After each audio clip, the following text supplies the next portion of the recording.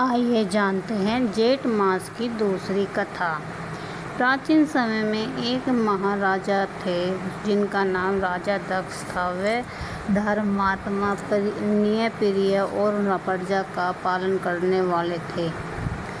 उनके राज्य में सुख शांति थी, परंतु उनके मन में एक इच्छा हमेशा बनी रहती थी।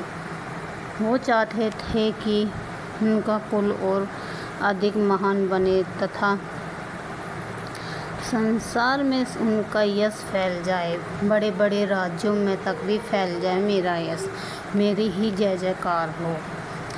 यह सोचकर राजा दक्ष ने राजपाट मंत्रियों को सौंप दिया और वह वन में जाकर कठोर तप प्रारंभ कर दिया।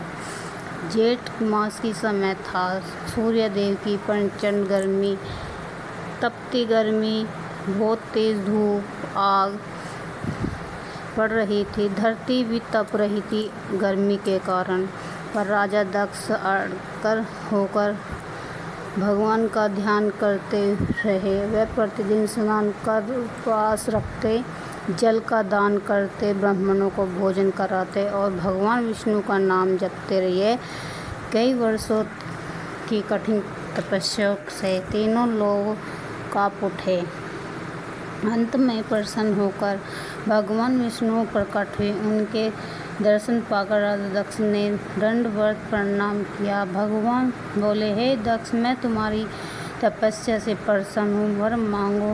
राजा दक्ष ने हाथ जोड़कर कहा, मुझे प्रभु ऐसा तेज सम्मान और संतान मिले जिससे मेरा कुल जगत में प्रसिद्ध हो जाए।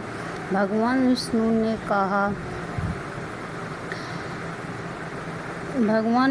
ने कहा कि तथास्तु, तुम्हारा कुल महान होगा, तुम्हारा यश बढ़ेगा और तुम्हारे घर की कुल स्वरूप कन्या जन्म लेगी। भगवान अनंत ध्यान हो गए। राजा दक्ष प्रसन्न होकर अपने राज्य लौट आए और समय आने पर उनके घर कन्या उत्पन्न हुई, जिसमें सती सबसे महान और तेजस्वी थी। जेठ मास में तप, दान, जल सेवा और भगवान का स्मरण करने से मनोकामना पूर्ण होती है। सच्ची श्रद्धा से किया गया व्रत कभी व्यर्थ नहीं जाती, तपस्या कभी व्यर्थ नहीं जाती। अगर मेरी वीडियो अच्छी लगे तो लाइक और सब्सक्राइब करना ना भूलें। बेल आइकन का बटन जरूर दबाएं।